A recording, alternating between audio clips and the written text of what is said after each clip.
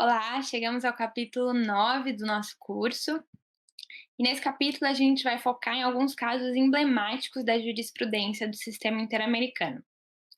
Nesses casos que tem uma série de temas, uma série de direitos, uma série de instrumentos, vocês vão conseguir perceber como é que a corte e a comissão aplicam na prática aqueles direitos que foram estabelecidos pelos instrumentos, pelos tratados anteriormente. E dentre todos esses casos que estão inclusos no capítulo 9, eu escolhi 2 para tratar nesse vídeo.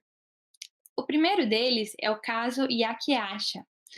Esse é um caso da Corte Interamericana que, naturalmente, a comissão também analisou, começou na comissão e depois chega na corte, que trata da situação de uma comunidade indígena que reivindicava o acesso a terras que tradicionalmente ela havia ocupado, mas que não podia mais ocupar.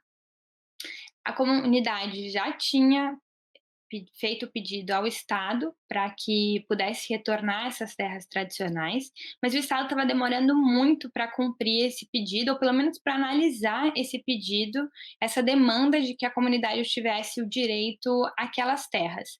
Então, como estava demorando muito, a comunidade se instalou na beira de uma estrada próxima a esse território.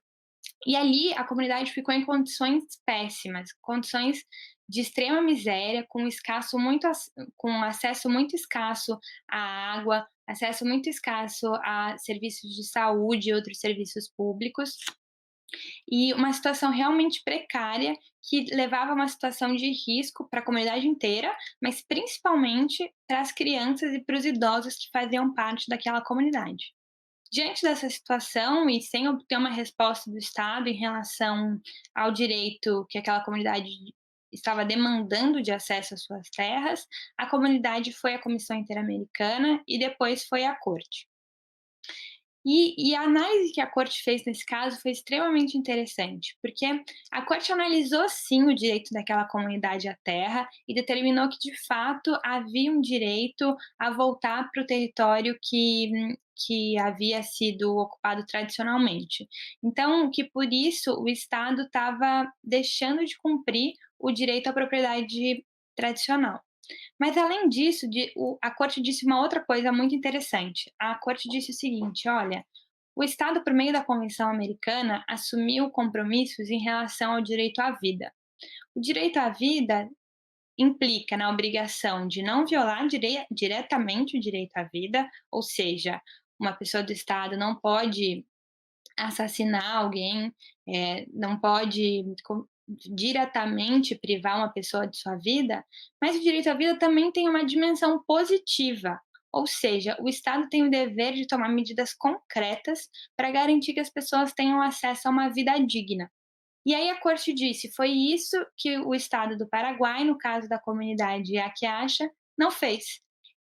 O Estado se omitiu em relação à demanda daquela comunidade de acessar seu território tradicional, e ao fazer isso, privou aquela comunidade de todos os seus mecanismos de vida tradicionais, de caça, de agricultura, que poderiam ter dado uma vida digna, e além disso, além de privá-los da terra que garantiria essas condições, o Estado não tomou nenhuma medida para garantir que enquanto as pessoas estivessem ali na beira daquela estrada, elas teriam acesso a condições mínimas de vida digna.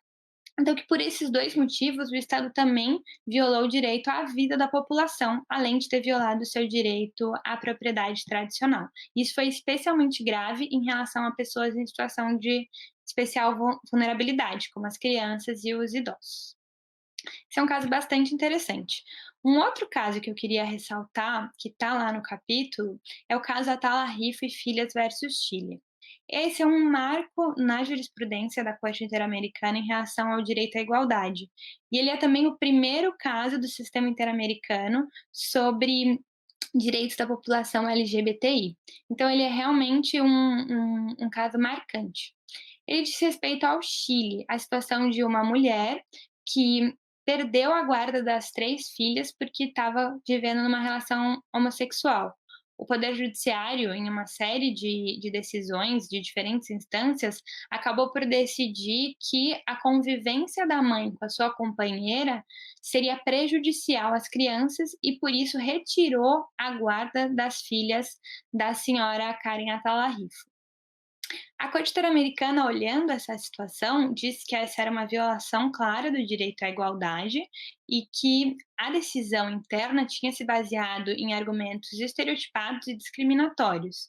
Então, que o Estado chileno havia violado o direito da Karen Atala a igualdade, mas também havia violado o direito de todas aquelas pessoas à família, que é protegido pela Convenção Americana, e que, de forma muito interessante, a Corte Interamericana ressaltou que o direito à família não protege um modelo familiar único, mas também outras composições diversas, como a daquela família que apresentou o caso.